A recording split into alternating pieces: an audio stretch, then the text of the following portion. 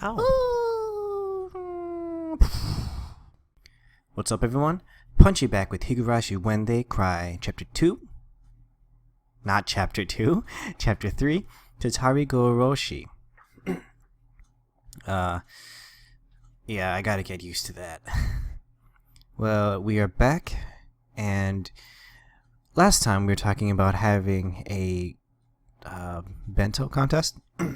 A bento making contest. Between...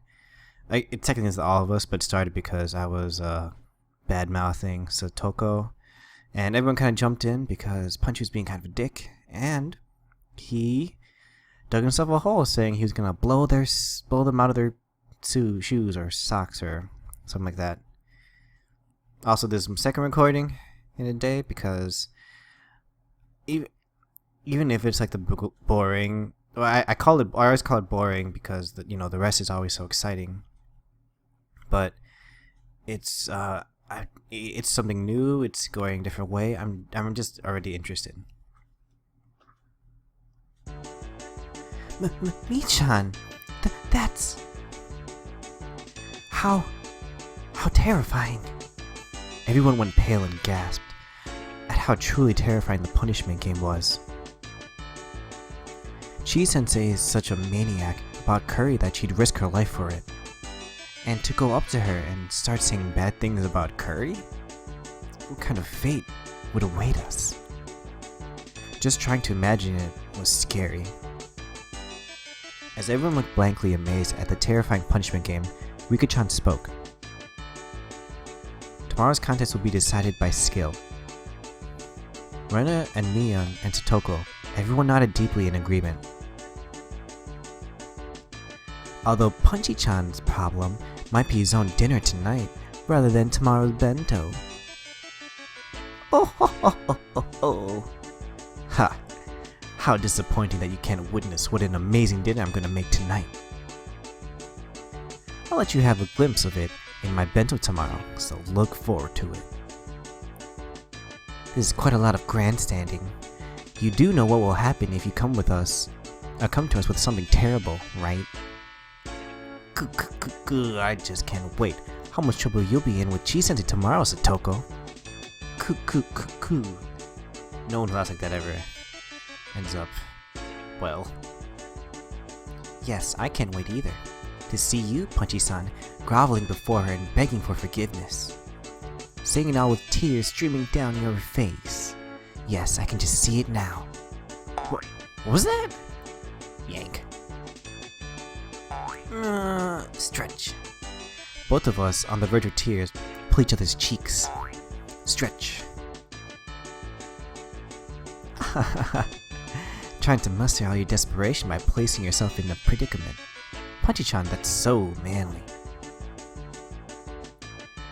That isn't manly or anything of the sort. It is called being reckless. You can't even cook well. Stretch.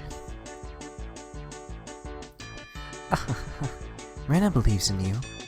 I'm looking forward to your wonderful bento. I'm looking forward very much to seeing Punchy tomorrow as well.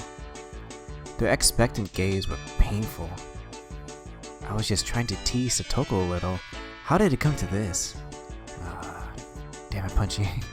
We just started and you got yourself into a problem here. Yeah. You better look forward to it.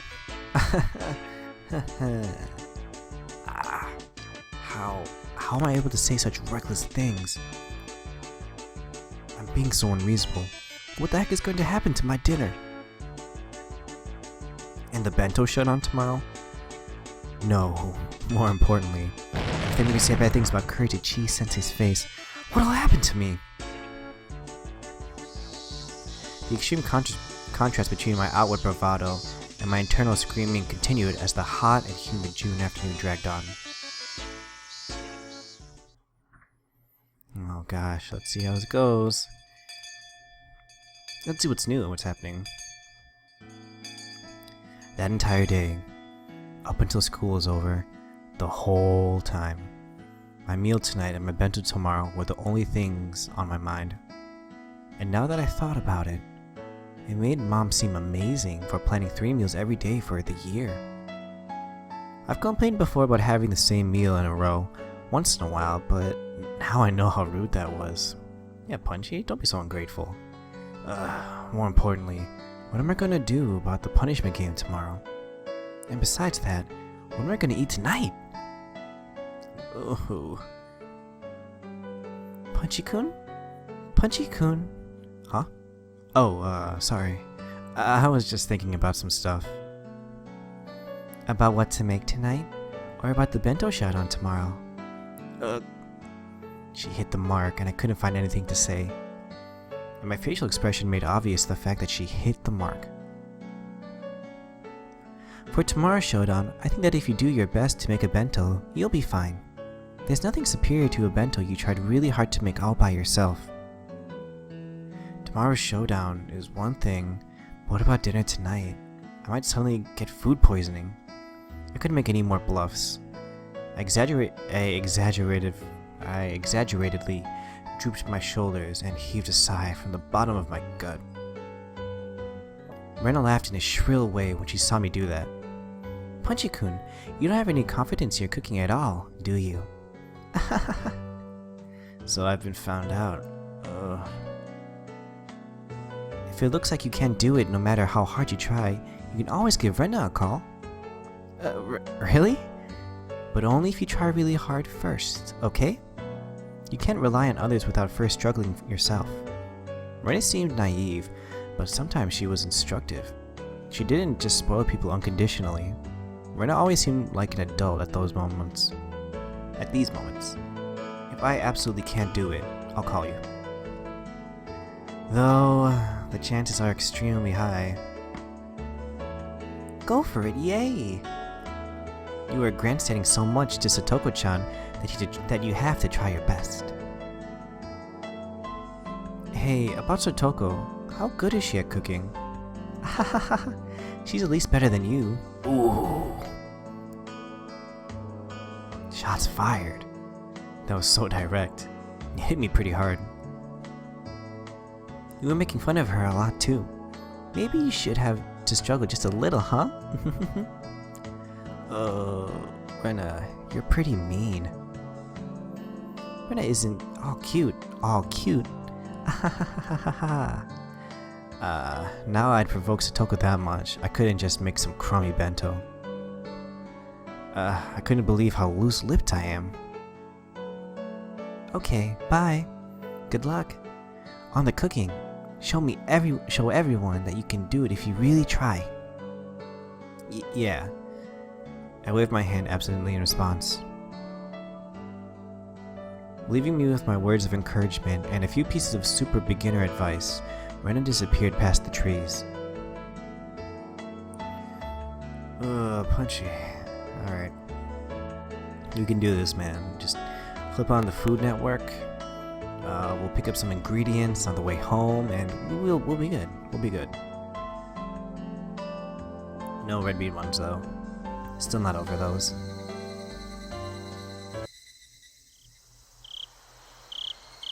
What's Punchy waiting for? He should have started prepping cooking as soon as he got home. Fine. I'm desperate. So what? I may not know the ABCs of navigation, and have neither a sea of chart nor a compass. But still, one idiot is taking on the ocean of the great cooking age alone. And his name is Punchy Merbara.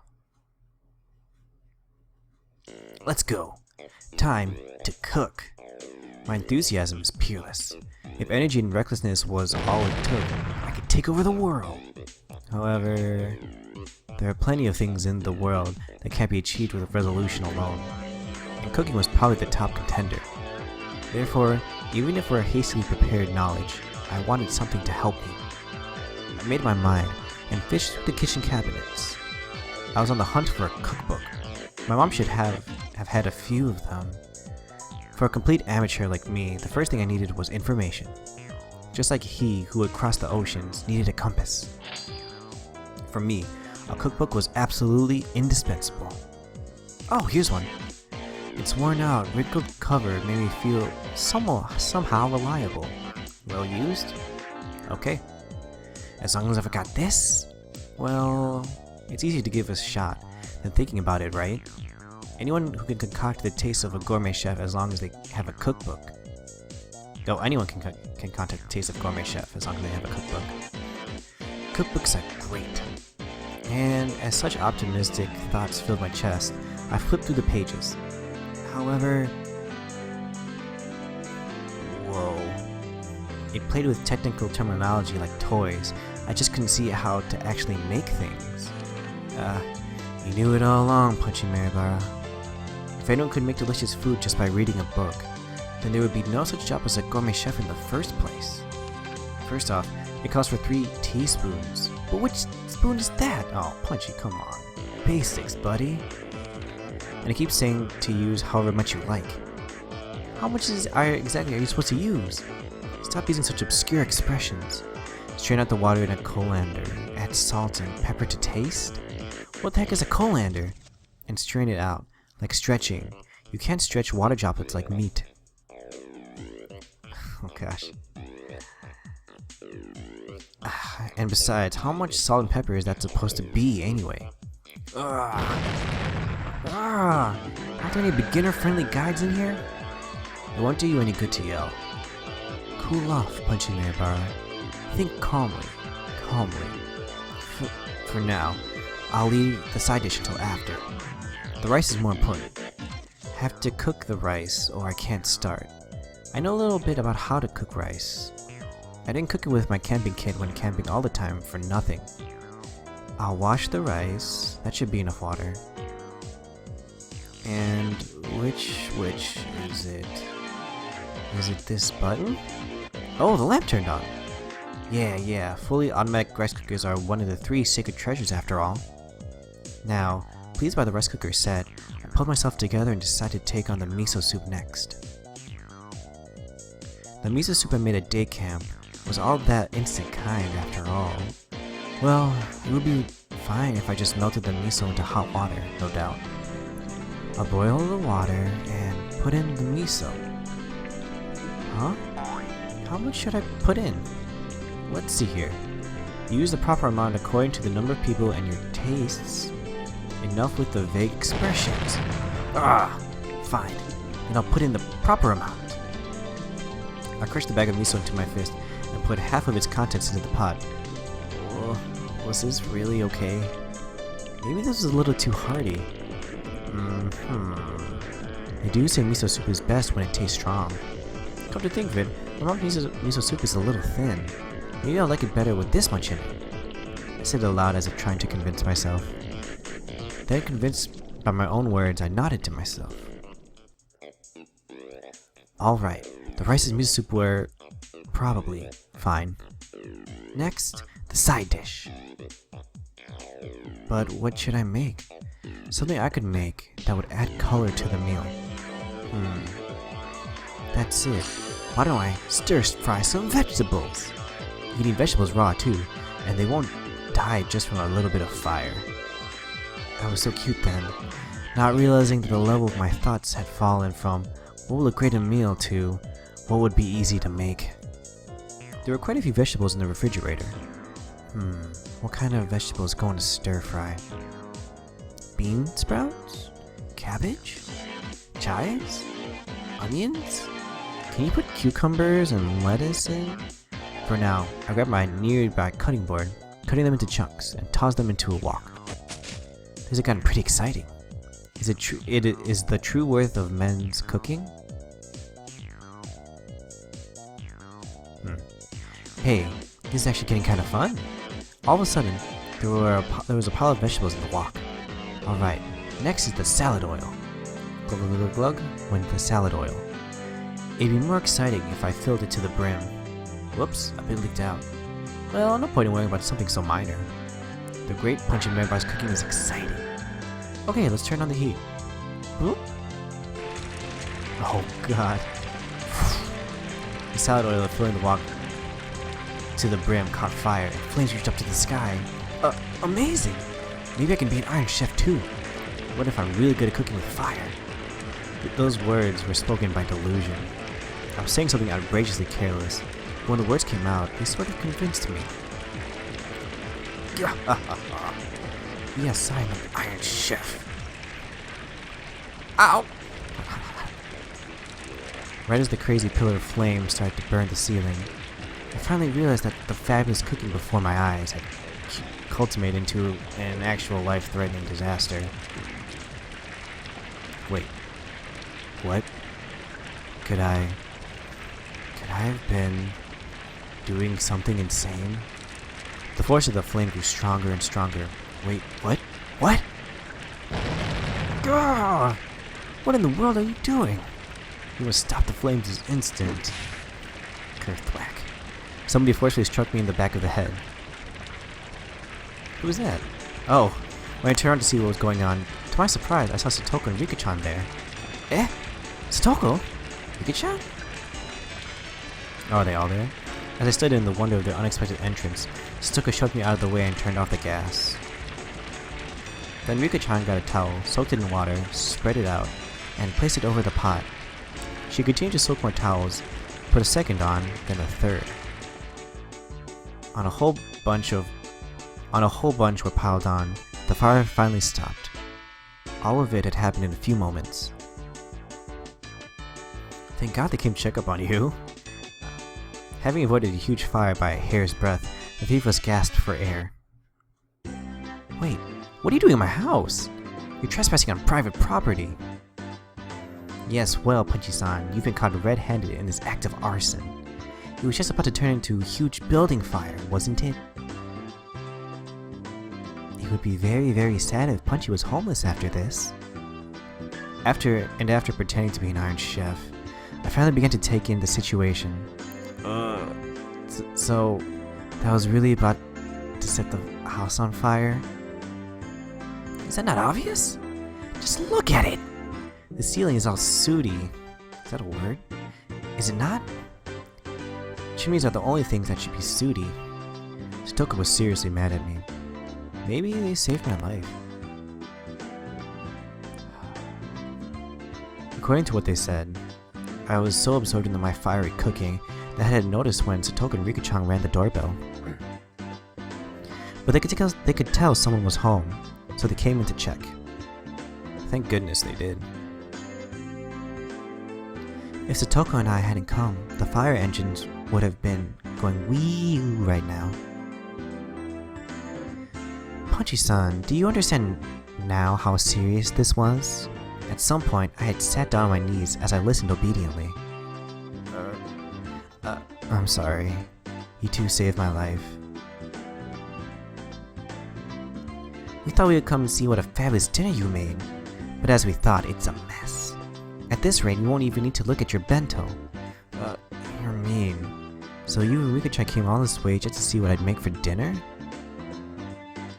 Us being mean saved your house and your life. Is that not something to take to heart? Yes. I'm sorry, Satoko-san. At this point, having shown them such a disaster, I couldn't exactly make any more bluffs. I'd completely surrendered. And yet you tried really hard on the curry. Where did the Punchy-san from back then go? Jeez. I had all our underclassmen help me then, and just borrowed entire pots from the other teams. I didn't really cook anything. Punchy-san, you cheated? Jeez, you might have been doing what our club usually does, but that was terrible. Pouring salt on the other team's pots seemed far more terrible to me. But Satoko was in control right now, so I couldn't respond. I obediently hanged my head to her. By the way, Punchy-san, this terrible pot, this wasn't supposed to be miso soup, was it? Satoko stared at the pot, totally full of miso, with an awful expression. So I really did get the amount wrong. Judging by the look on Satoko's face, whatever was in the pot couldn't be called miso anymore. Forget the miso, the rice should be cooking just fine. Rice cookers these days are pretty convenient. It should just about be done. Meep. It's not cooked. See, the inside is still all watery. Eh? What? But I switched it on. The little light came on. Punchy-san, the button you pushed was the timer button. okay? It's set for breakfast, so it won't turn on till tomorrow morning. Gah! So then what? In the end, I don't have a side dish or miso soup, or even rice. I couldn't make anything myself. Go ho ho ho ho ho ho. It serves you right. So, have you finally realized your place? Come, admit it. Say it. I, Punchy Mirabara, am all bark and much a crummier cook than Satoko Hoju-san. I'm a terrible person and a crummier cook than Satoko. I beg your forgiveness. Ugh. I fainted in agony. Rika-chan pet my head, satisfied at the sight. And Satoko laughed loudly in triumph.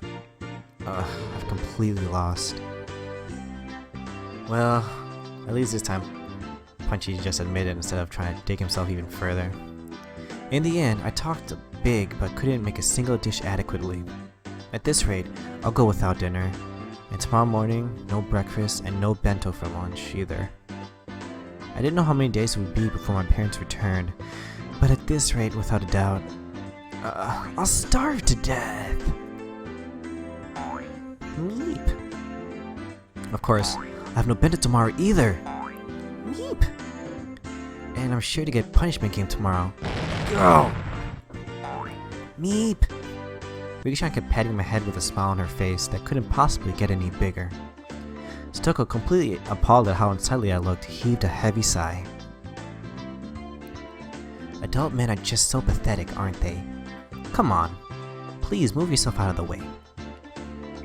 As I sobbed like a girl, Satoko, displeased, brushed me aside, then dumped the remains of the miso soup into the sink tidy, then began to rinse out the pot. Don't worry about it, Satoko. I can at least clean up after my own mess. I couldn't have Satoko clean up the cooking utensils I'd made a mess of. But when I tried to stop her, Rika-chan pulled on my clothes. Punchy, you can just be silent and watch. She grinned as she said it. But be quiet and watch. What are you saying, Rika-chan? She meant just what she said. Punchy-san, just be quiet and leave this to me. Satoko turned around and declared seeming bothered, as if to say that amateurs should keep their hands off. Her annoyed expression was a little scary. Leave what to you? So Satoko didn't answer, instead spun back around and began to rifle through pots in the refrigerator. Oh, is she gonna make me dinner? Hey wait, don't mess with them too much. If you turn the place out inside out, my mom might get mad at me later. Would you just be quiet already? Men aren't supposed to enter the kitchen. Rika. Aye aye, sir. Satoko snapped her fingers and Rika-chan got on her tiptoes, grabbed me by the back of my neck and started dragging me away. Leaving Satoko alone in the kitchen, Rika-chan dragged me back into the living room. Hey, stop! Rika-chan! Let me go already! If we leave it to Satoko, then the kitchen will be a disaster! Satoko came to see how she beat you today. It's her revenge. Revenge? Come to think of it, her face looked kinda grim. Eventually, from the kitchen, there was the sound of a faucet being twisted and a stove dial being turned. I began to hear the nostalgic sounds that made me envision dinner time. The refrigerator opening and closing, ingredients being cut on the chopping board. What did that mean? Was Satoko? Was she cooking? Oh, cute. Punchy made fun of her quite a lot. Satoko wanted to show you that she can cook proper meals too. Just listening to it like this, there haven't been any sounds of blood spilling or bursting or explosions. At this point, at least, she'd proven she was a more skillful cook than me.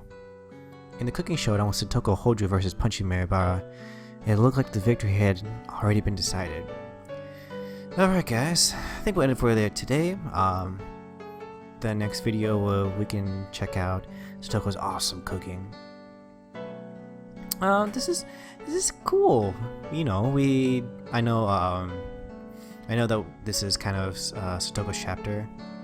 But I mean, it's interesting because we don't, except for when we told Rika-chan in the second chapter about us sneaking to the storehouse. You know, we didn't really get to interact with them, like outside of school or outside of club activities even. And I mean, Satoko, we just never did. So, like, I always knew, you know, I know that Mion and Rena. Okay, I knew Rena was going crazy, and then I knew that Mion could go crazy. So, being with these two is kind of nice, you know. Anyway, guys, thanks for watching. Please like and subscribe, and be careful cooking. I'll see you later. Bye bye.